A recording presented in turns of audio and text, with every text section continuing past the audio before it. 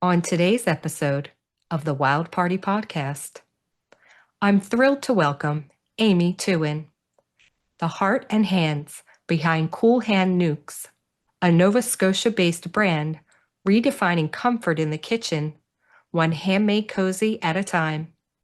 Amy's journey started with a simple act of love designed to help a family member avoid burns.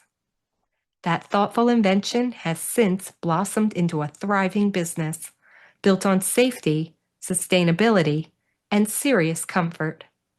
We talk about how Amy grew from quilting at home during the pandemic to managing a team of local women who handcraft every cozy, and how she's committed to offering work from home opportunities for others like herself. We also dive into her clever branding, her partnerships with iconic Canadian gift stores, her creative collaborations with local artists, and the sustainable practices that keep her business nearly zero waste. This is a story about solving everyday problems with heart and hustle. Let's get the party started. Welcome to the Wild Party Podcast, where we celebrate the visionaries behind vegan, ethical, and sustainable business. In each episode, we'll dive deep into their journeys, uncovering the why behind their mission-driven business. I'm your host, Stephanie Lahart. Tune in with me for passionate discussions about overcoming challenges, innovative marketing strategies, and the power of using business as a force for good. So whether you're an entrepreneur seeking guidance or a conscious consumer wanting to support impactful brands, join us as we explore the stories behind the businesses that are changing the world for the better. Let's get the party started. And today, I am excited to welcome to the podcast Amy Tughan, the founder of Cool Hand Nukes. If you think the name sounds cool, wait till you find out about the product. She developed this bowl cozy essentially to help a family member who was having some issues when they were handling hot food. Now, as a person who personally loves to eat every single meal out of a bowl, when I found out about Amy's product, I was like, oh my God, I feel like she saw into my soul. And she has the coolest name for a company ever. With that said, Amy, welcome to the show. Hi, I'm very glad to be here. It is so awesome to meet entrepreneurs like you and to really find out about your story because, I mean, you really came from a place of just trying to solve a personal problem and then did it in such a way that you're like, you know what? I think I can make this a business. Yeah, pretty much. The original design for the Bull Cozy has been around actually since 2016. There's quilting groups and so on have been making them. A lot of them are made a little bit differently, so we've changed how they're constructed, and we've had a lot of fun with design. But I can't take credit for the item itself having been invented. We just took it in a slightly different direction. You did, and I think in the absolute perfect direction. In fact, I wanted to get one of my bowls from my kitchen out because I actually use these square bowls, and I'm like, oh my God, that would totally fit my bowl. This is great. But let's take it back to the beginning because, like I had said in the Sure. beginning, this was a product that you actually started designing and creating for, a personal family member who was having some issues. So tell us what was going on there. Okay, so my brother has advanced diabetes, so he doesn't have any sensation in his. It started with his feet. He lost sensation in his feet, and then he's been losing sensation in the rest of his body as well. So he hadn't had a microwave in the place that he was living in 10 years. So when he moved into a new place, it came with a built-in microwave, and the instant danger is burning himself. He uses a lot of Corel bowls. Those things are like lava when they come out of the microwave, and he would have absolutely no idea that he'd burned himself until it was too late. And diabetic wounds do not heal, as anybody who's dealt with this realizes. So he really needed one. So I said, Dave, I'm going to make you this thing. And I said, how big do you want it? We made him a custom one. And he loves it. And plus he's a couch eater, like so many of us are. And so he takes his safe bowl without any danger to his hands and goes and sits in his chair on his couch or whatever and has his dinner in his bowl. So he loves it. And then I thought, well, that's cool. I like this thing. I have a tremor disorder. I have essential tremor. So there are days, today's a good day, But there are days when my hands are really, really shaky. So what I used to do was put my bowl on a plate and then lift the plate out of the microwave. But there are days when that is not a good idea for me to be doing. And I realized I wasn't alone in that either. And then my stepmother has dementia, and I have, other family members with other issues. So I started making them for everybody that I knew in my fairly small circle who needed one. I thought, wait a second, there's this is just my small circle, and everybody in it needs one. And the ones that don't need one really want one. So there's a lot of people out there who have vulnerable hands, who could be injured, or seniors with the microwave over the stovetop. Now a lot of places have the microwave over, and people have to reach up and get something down. What if you don't have two hands that are cooperating, or what if you have balance issues? Or so we just started thinking, well, what could we do to build a business on that and get more of these things out into the world? So You started creating these cozies, sewing them yourself for friends and family members, and then realized there is a larger population. And you're right. And you don't need to necessarily need to have, some kind of physical disorder to really, have a need for them and enjoy them. Like I said, mhm, I eat so many of my meals out of bowls, and I just loved it because I am mhm, one of those people that was always like trying to find workarounds. Like I would do like a dish towel or a pot holder. It never fits yeah, correctly. Half the time it's too much hassle, so you end up not using it, and then mhm, you end up again burning yourself on a bowl. And it can sound silly, be people just being like, that's not a real problem to solve. But you were right in saying, yes, if you have a medical or a physical issue, it is a real mhm, problem to solve. So I mean, your innovation is right there. So talk to me then a little bit about, so you were originally creating these yourself, mhm. and that is like obviously more people wanted it. You only could sew so many by yourself with your own two hands. And I know you now work with about four different local women, correct? Who are Mhm. actually helping you to make the product. So tell me what that was like then to be able to find help when you needed it. Well, first, I've been a quilter for a while. I got back into it during COVID, actually, because we're all at home, need something to do. So it was myself doing them quite a lot, and then my partner, actually, I was completely behind the eight ball getting these made, and he said, "Well, show me how to do this." And which started with, how do you thread a sewing machine? How do you turn a sewing machine on? He learned from the ground up. So the first big show that we did was Saltscapes, the expo at Saltscapes. And we said, okay, we're going to be there for 3 days. We need to have, I think we said 740 full cozies with us. We made them. it took us it took us a while. Pretty much every evening we'd put stand-up comedians on Netflix, and I would do the sewing, and then we'd turn them, and then the different steps of the process we would just work together on them, and we got it done. And we went to Saltscapes with 700, and I think we had 735 of these things. So we did it. But it just as the wholesale orders started to come in, I was like, oh man, we absolutely can't keep up with this. Is impossible.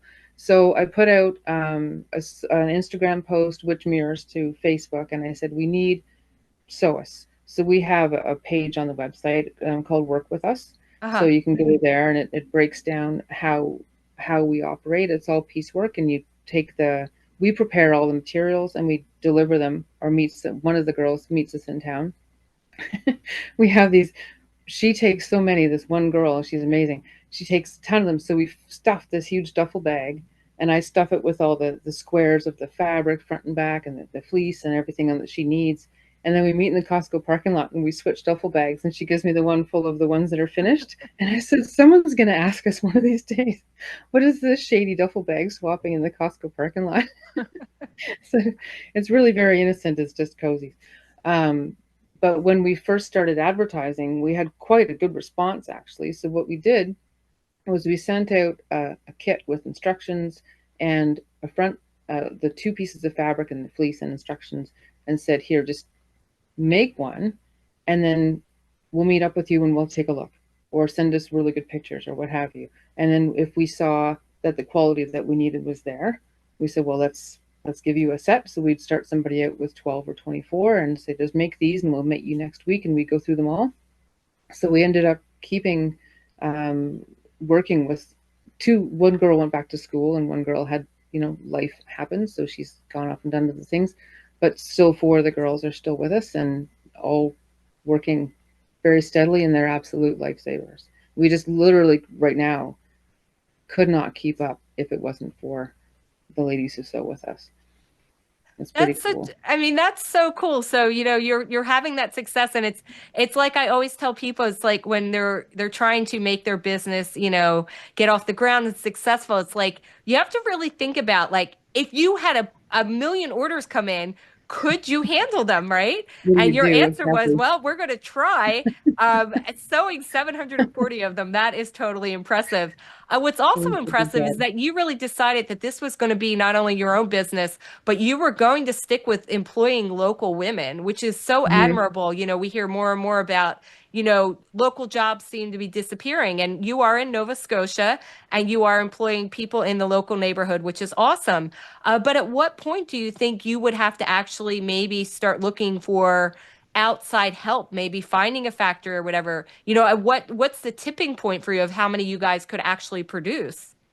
That's we've talked about scaling. What we don't want is to have any kind of tip over into the mechanized creation of these, because a big part of our focus is these are handmade. Mm. They're not mass produced. Every single one is cut by hand, assembled by hand, sewn by hand. We put the tags on ourselves. It's all us in every single one of these things. So all we would do if we got to that point, which would be amazing, is just bring on more people. Because part of the reason for doing the work from home is my son was 2 or 3, and I was a single mom at home. I couldn't go out to work, and I got taken in by several make money from home scams. I really needed to be able to work from home. I really, really did. And I just kept going over and over and over trying to find something that wasn't just a lie. So these women that have these jobs now at home don't have to go anywhere, and they take as many as they want. And they, we're not saying you have to do this many a week. I ask them, how many would you like? Do you want another set? What's your capacity right now? And then we work with them so that we're filling a need for them, and they're absolutely filling a need for us. So if we moved that into a factory setting or took that away, we'd be undoing the part of the work that we're trying to do. So if we could do the work from home system for more Nova Scotian, not even just women, if you're a guy or anybody who likes to sew, come talk to us. We call them sewists instead of, anybody that wants to sew with us is welcome. But anybody, we just would expand the Cool Hands Army to bring more people into the work from home group versus moving it away from that. We feel pretty strongly about that. Because we are at a time now where everything is so mechanized that people have forgotten skills. People don't know how to Mm-hmm. sew anymore. They don't even know how to sew buttons on things. And, Yeah. we're so in that disposable society. So you get a hole in a sock and people are like, throw it away. It's like, no, there was a time where you would do something called darning a sock. Darning. Yeah.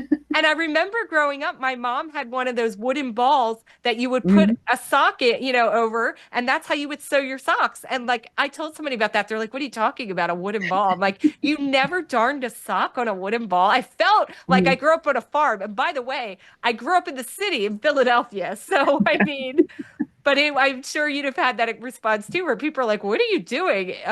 In fact, one of my questions for you is when you first Mm-hmm. started this, did you ever face some skepticism or doubt from others when they figured out what you were doing? They're like, "That can't be a business." We were talking about that earlier today, and it was the funniest thing. Everybody was just on board. There was absolutely nobody that said, really, because I still work full time. So this is it's on top of working full time. If I had said I'm giving up the day job and I'm just going to do this, then I would have understood, because getting any business off the ground takes time. But the way that we did everything, we started pretty slowly and we ramped up. No, everybody's been absolutely supportive and positive about the whole thing. So we've had a really good support system in the art community, in the crafting community, and the businesses that we're dealing with. Everybody's been really, really cool. Okay, so you brought up art and crafting. Let's talk Yeah. about that. Okay. Okay, so this is a mostly audio podcast. We do a video version as well. So if anybody's watching the video version, you can see Amy's workshop right behind her with all these beautiful cozies on the wall. First of all, the patterns and the prints are so cool, and the colors I really loved. And I also read that you're using materials that are 100% organic cotton, right? They're 100% cotton, Oh, and okay. when we can get organics, we do. Any of the ones we have custom printed are not organic, but when there's a lot of the ones that we use on the backs, the solids and some of the simpler patterns, we do get organic cotton anytime we can. That's so great. And I know that sustainability is really at the heart of your business as well. And you're Mm-hmm. really into ensuring zero waste and minimal product waste in the Mm-hmm. process. So tell me about how that works and how you're using scraps that are being reused, or I think I even read they were donated as well. Like, what does that process look for you? Because obviously, in the sewing and cutting process, there's always going to be certain remnants that aren't used. And that's another thing people are not aware of. Textiles, for the most part, are not recycled. They are thrown into No, landfills, which is landfills. horrible. Walk us through this process, Amy. Tell us how we're going to Okay. figure this out. Sure. So when we do a cutting day, I'll just put Netflix on and cut that day. So it's kind of fun. So each one, I have a cozy right here. So each one of the cozies takes a 10-inch by 10-inch square.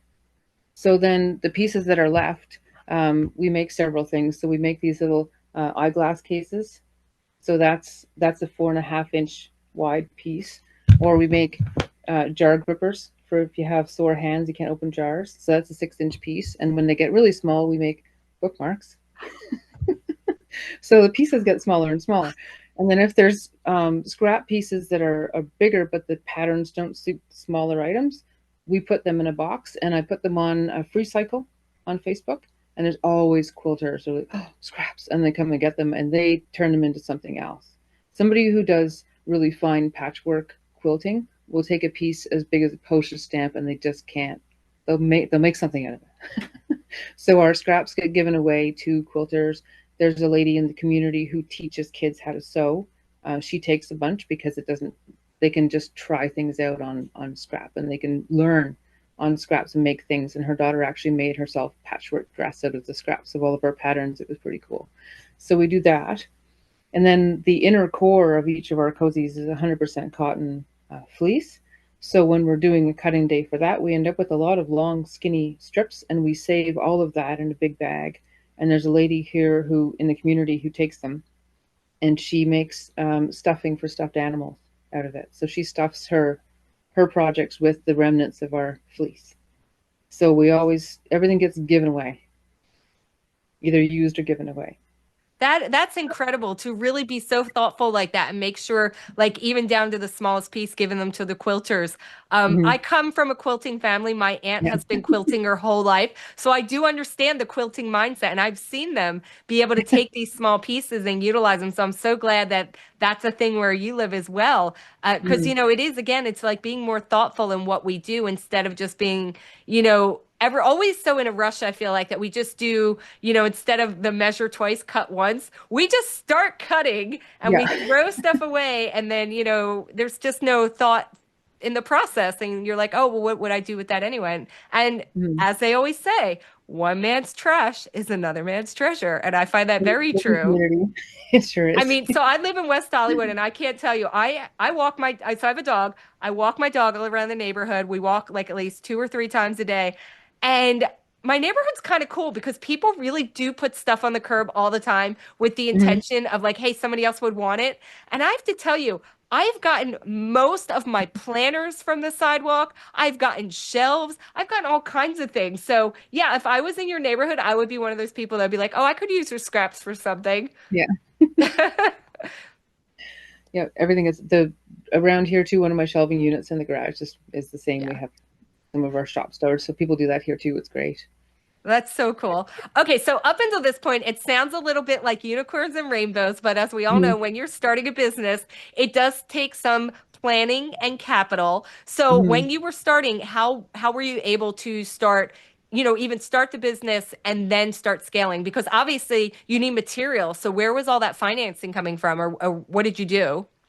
We started out really, really small. I had bought a good sewing machine during COVID because I had taken up quilting again and my old machine died. So I had a good machine. A good friend of mine gave me my first larger cutting mat and an ironing board because she's awesome. And then my dad actually gave me some seed money, which was great. He said, "Here, get the business off the ground." So we started out really, really small. I went down to a local store and I bought 1 meter of this and 1 meter of this and 1 meter of this, and we made a few. And then we made, I think the biggest lot I made was, I think, 24 of the same one. I thought that was crazy because I'm never going to move 24 of the same one. And in a week and a half, they were gone. Okay. So we need to think about, you know, making more of each one. So my dad helped out. And then already having the major piece of equipment was the sewing machine. So that was already here. And then just starting out small with fabric and finding bargains on fabric and so on in the local fabric stores. And then as we grew, I started finding other fabric stores online. There's one in Manitoba. There's actually two in Manitoba. So they have a big sale at 3 a.m. fabric scrolling, finding finding deals on fabric, because paying full retail by the meter, as anybody who buys fabric knows, it's very, very expensive. More so in Canada than I think in the States. I think in the States you have better prices on cotton fabric, than it's pretty aggressively expensive here. Oh. So I would just look for deals and just find things that went together. And sometimes I would splurge a little bit on the part that's on the top, and I would get a really good deal on the back. So I just started very, very gradually picking up slightly larger and larger quantities of certain things and building out the design selection. That's cool. And it's funny because when we were talking about using materials and scraps and everything, what I Mhm. want our listeners to understand is that your cozies are beautiful. Like there is design intention in them. In fact, I Very know much. you're actually even working with some local designers, right? So, Yes. some of the prints I know were very specific to your area and celebrating Mhm. themes. So tell me, how all of that works. Like, how are you finding the designers, or, where are you coming up with the different ideas for it? Because, these are beautiful. This is something you would want to share with, your friends and family and bring out at parties. It's certainly not something that looks like it was cobbled together, is what I'm saying. No. We do put a lot of effort into our design choices. For the local ones, when you do the bigger craft shows, you get to know the people in the booths right around you. You sort of have neighbors, and you get to know them over the weekends. And Jody Hanson of Jody's Design Corner, very talented artist. She's amazing, and I just love her work. So she and I got to know each other, and I reached out to her and I said, "Look, I would love to do a Nova Scotia themed fabric. So can you do the graphics for me?" And she did. She did Peggy's Cove Lighthouse and a seal and little model with cats and little houses and boats and so on. And she sent me the graphics, and then put them on a fabric and had that printed. So that's absolutely unique to us. It's called, the one called Canada's Ocean Playground, because that's what our license plates say. Hmm. So that's a original work by a local artist that's only on our fabric, and that's one of our biggest sellers, which is awesome. There's a couple of local artists who have their work on the platform where I get my custom fabric printed. So I do have one that I was getting already made, and I was going through the same ladies collection, and I found another one, and I reached out to her, and she changed the scale a bit so it would work better for what we're doing. And then I have that coming too. So the local artists have been really, really excited about being part of this as well. And it's nice to be able to feature artists, and we talk about who they are on the page for the product that features their work, where to find them, and so on. So the local art is great, but we do put a lot of effort into keeping things original, and having a lot of fun with color, and trying to make sure that there's something for everyone, not just the pinks ones and flowers, and there's ones for guys as well, because we hear a lot. We go to the shows and the ladies come up and say, "Well, somebody gave me Bow Cozy, but my husband took it, so now I need another one for me." So they always want to get their husband one that has, we have one with tools on it, we have one with fishing stuff on it, and so on. So there's, they're not all flowers and the rainbow llamas. There's lots to choose from for the guys as well. Oh no, I was all over your Instagram and all Yeah, over your website, and you have really cool ones. In fact, I was looking at the mushroom one, the fungus among us one. I fungus love that fungus. because I'm such a mushroom fanatic. I was like, Hmm. I would totally get that one. I would definitely do the camping one. So yeah, it's like, there's something for everyone. And again, they're fun and they're interesting, and it makes it almost like a conversation piece too. Yeah, people love them. Yeah, and some people collect them too. One lady came running over at one of the shows we were at and says, "My mother sent me over. She said I have to get some more because her mom kind of collects them now, builds out the variety for different times of the year and so on." So they're kind Yes, of we fun. we need the different ones for different Yeah, holidays and things like that. But again, intentional, only using what we need and not buying too many. And you can buy them for your friends, but listen, there's always somebody in your life that wants an otter or a llama. That's all I'm saying. So, do we have to that. have the otters and the llamas and bees, cats, and you have to have the dogs and you have to have. There's certain ones we just have to have around. So. Exactly, exactly. Okay, so then moving forward, so as your business is Mhm. growing and you are able to give jobs to the local community, you even took it a step further because I also read on your website that you have a program in place where this can be part of a fundraiser. Yes, and actually today I had a call with a wonderful group from Enactus. I don't know if you've heard of them. They do national and international, I believe, competitions for greater good projects to build up the community, and there's an entrepreneurship element to it. It's really very, very cool.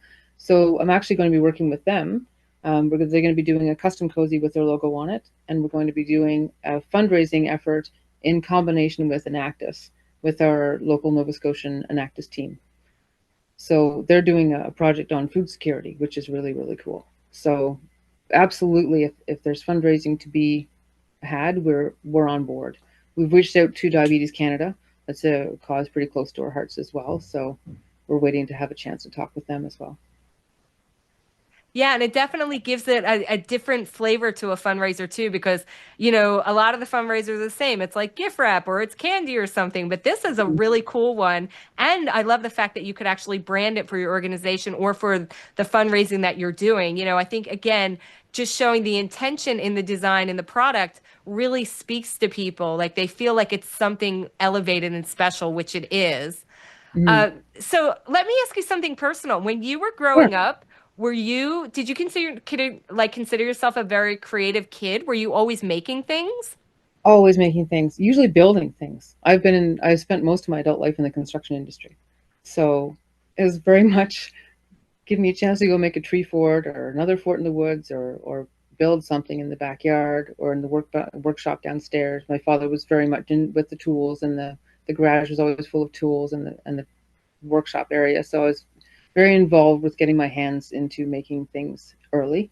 My mother sewed and did a lot of crafting. She was a very, very is very, very good cook and everything. So I've always been very, very hands on, even as a kid, and in the art and craft sort of world as well. Well, that makes total sense because looking at them, I can see you had some kind of construction or architectural background because they are very structural looking. They're And very stressful. it's not just about like I can't even explain it. Like you guys have to go and look at it on the website because they're so perfect in every way. I was like, exactly, exactly. It's the exact kind of product you would sit there and say, why doesn't make somebody make something for this? And then Amy's like, oh, I will make that exact thing in the exact size and dimensions and specifications that you need that will hold any bowl perfectly. And I'm like, oh my God. Like, yes. So, yes, Amy comes from construction. Now I understand because this is not thrown together in any way, as me and my dish towel usually are. I am your customer, Amy. I am the person that you are trying to reach. It's perfect. Yeah. Yeah. So, in the journey then of building a business, like we always have our ups and downs. Mm. Share with us maybe one challenge that you have had to go through and how you dealt with it, and then one success that maybe was surprising and you're super happy it happened. Oh, sure. Just last year, actually earlier, late last year, but there's two particular core products that we use inside every single one of our cozies, and one of them is difficult to find in Canada, so getting it here is challenging. The particular one that we like, and the other one is somewhat easier to get, but their production line went down and they weren't making any because they were waiting for a part. So I had ordered a lot of this, and I called I have a supplier in Ontario, and I said, what's happening with my order? He says, well, they're still waiting for a part, still waiting for a part. Weeks are going by. We can't make anything without that. We're absolutely stalled. So what do you do? So I had to just stay communicative with my retail customers, because we do have a wholesale side, a big one. So I was very communicative with them. I said, look, I know you have orders. We're stalled. I actually had to cancel my attendance at one of the bigger Christmas shows that we'd applied for, because we just didn't have the stock and we couldn't make anything. So that was a really, really challenging time, because we didn't have an end date. They kept saying it's going to be a week, and then it's going to be a week. That's what you said last week. Where is it? So it finally all showed up, but then we're out of everything. You can only make so many. So we're actually still trying to make up for that gap.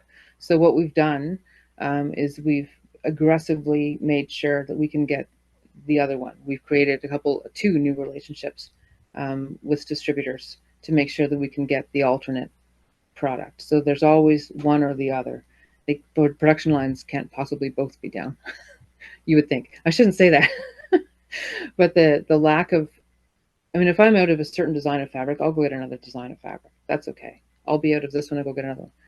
But the inside of every single one of these is a particular type of material that you can't just go get off the shelf. So that was the biggest challenge I think we've faced as a business yet, was the absolute inability to create anything new. That was the challenge. Well, I So have eventually, faith in you. I do have faith in you that if something should happen to both of those suppliers, you would figure it out, because you do not I'll go seem find another one. you don't seem stoppable to me. You would figure it out. And as they say, necessity is the mother of invention. So Amy would figure out something else, because the cozies I'll figure must something go out. on. The cozies They must must go go on. on. Okay, so Absolutely. that's been a challenge. Share with us some success you've had along the way that maybe was surprising or just so amazing that you're like, yeah, like you knew you were on the right track. There is a shop here in Nova Scotia that's been here for over 40 years. It's called Jennifer's of Nova Scotia. It's just somewhere that you just have to go. If you come to Halifax, you just have to go to Jennifer's, and their online presence is really, really good. Them and Made in the Maritimes as well. Those were the two golden egg. I would love to have these cozies in your stores. That would be amazing. And it took a while, because with new people, and they don't know you, and we don't know them, and everybody's sort of getting to know each other. And the day that they said, let's work together, that was a good day. So our relationships are really strong with both of them. Their customers love them, and they move. And I was just talking to Darlene from Jennifer's yesterday, because we have a new one that is going to really, I'm looking at them, that's why I'm looking over the screen. The relationship is really, really strong there. We've built something really, really cool. But the day that they didn't both say yes on the same day, but the individual days that both of them said, let's work together, that was just, yes, that was pretty huge for me, because they're iconic Halifax gift stores. So we really wanted to be there. And you're like, yes, the universe is on my side. I am Yeah, doing the right thing, and the universe is answering yes. I'm a yeah, full believer in the law of attraction, so I do believe what you put out there does come back to you. yeah, absolutely. The walking through those stores and looking around and thinking, wouldn't it just be something to see our products in here? And they are now. So they're all wonderful people. The people that run the two businesses are just great to deal with. They're fantastic. But it was such a cool day, both of the days that they said, come on in. That is really cool. And building relationships is so important to having a successful business for the long term. And not only building relationships, but actually building customers. So tell Mm-hmm. me a little bit about what your marketings look like, because obviously you're going to these live in-person events, you're doing trade shows, you were doing some craft shows. But Mm-hmm. now, how are you really getting the word out, and what's your social media marketing been like? I'm 52, so social media and I have a complicated relationship. I know that I know that I should be using it, but I don't have the skills. Instagram is complicated for me. So I do Instagram posts, as you've seen, and they mirror to Facebook, and everything's working there. But the people who can do those live videos, and here we are today doing this and that, I just don't have the technical ability. So this year we're actually looking at bringing somebody on board to help us with that, which would be great. But the every single cozy that goes out has a little tag on it with the website right there, and our hang tag as well. So anybody that has one on their desk at work, or anybody that gets one as a gift, and somebody says, "Ooh, where'd you get that?" Right here. So all the wholesale customers that we have, and everybody that has one, is advertising for us every time they use it around anybody else. So that's really impactful, we think. The shows are great because we hand out little cards with who we are and everything on them at the shows. And the social media presence, we have some fun with it. We're learning. I'm actually taking a business course now through the Centers for Women in Business in Nova Scotia. So it's a 10-week course, and I'm learning so much about marketing and how to build a business through social media and getting out there. So I'm learning a lot, and I will be putting those things to use. Some of them are absolutely new to me, and some of them are improvements on things that I thought I knew. So the website's huge, and I have branded clothing I wear everywhere. I have an excuse to wear it.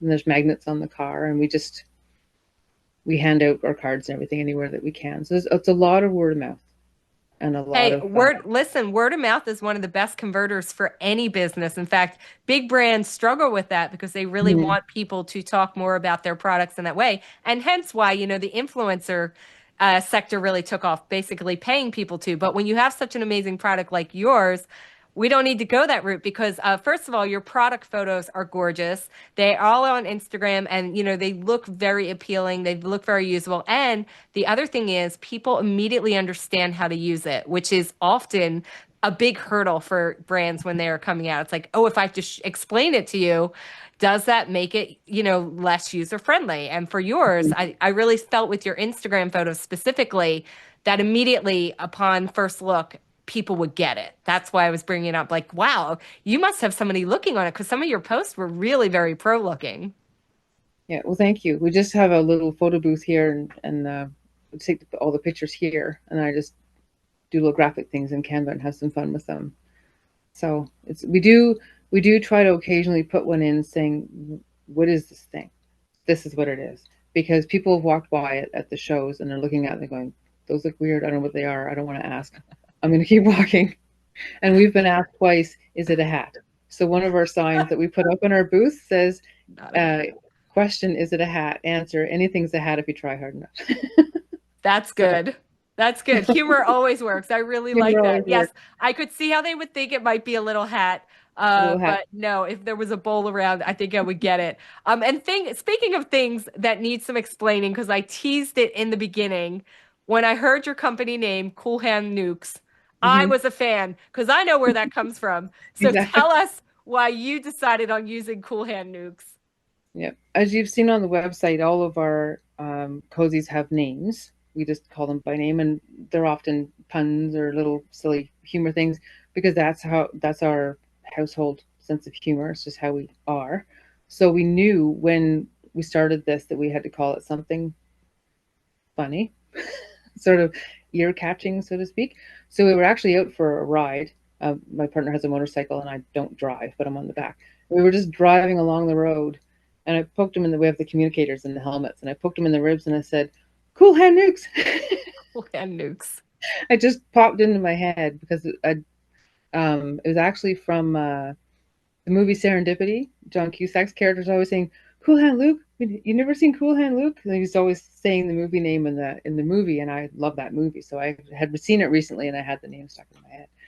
Yeah. So it's a No, as soon as I heard your business name, I was like, oh, it's like the movie Cool Hand Luke, yeah, which then, of course, made me want to run out and watch the movie again. But it was so yeah, iconic that I love the play on words. And because it was so perfect for your product, like, yes, cool hands after you nuke something. I'm like, oh my exactly. God, Yeah, genius.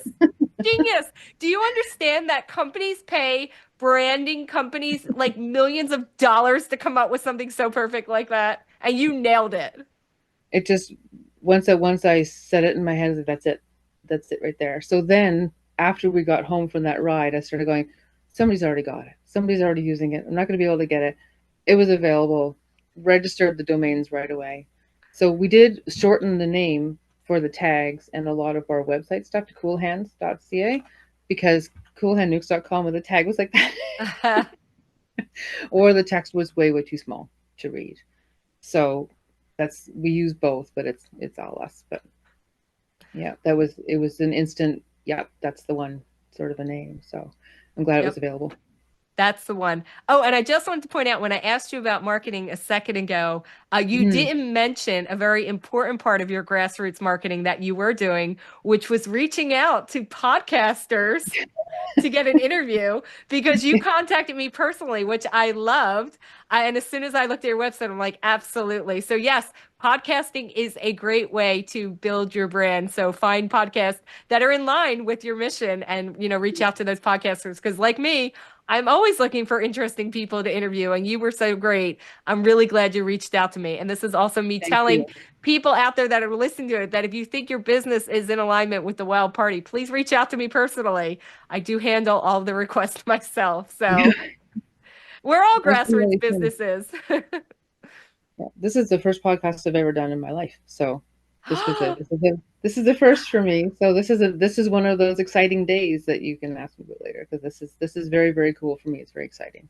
So well, fantastic. Well, I hope it's been as much fun for you as it's been for me. It was truly, truly exciting to hear your story. And before I let you go, please tell everyone where they can find you online because I know they will want to start stocking up on these. And listen, there's a holiday right around the corner at any point in this year. So, one of your loved ones will need one. Where can we find you? We're at www.coolhandnukes.com. Or if you don't want to type that much, www.coolhands.ca. That's fantastic. And thank you again for reaching out to me. I'm so glad that you got to share your story. And it's been awesome. And personally, I'm going to go grab one of those mushroom ones because that speaks to me because I'm a mushroom girl. So thank you so much, Amy. I appreciate it. Thank you very much. Thank you very much. Thanks for listening to the Wild Party Podcast. If you're an entrepreneur or professional who would like to be on this podcast, please visit boomtownmarketing.com and click on podcast. We believe that every business has the potential to change the world for good, and we want to support our community to help make the world more ethical, compassionate, and sustainable for all future generations to come. And if you're looking to build your business, no matter what level you're at now, request your free marketing consultation at boomtownmarketing.com and click Get Started.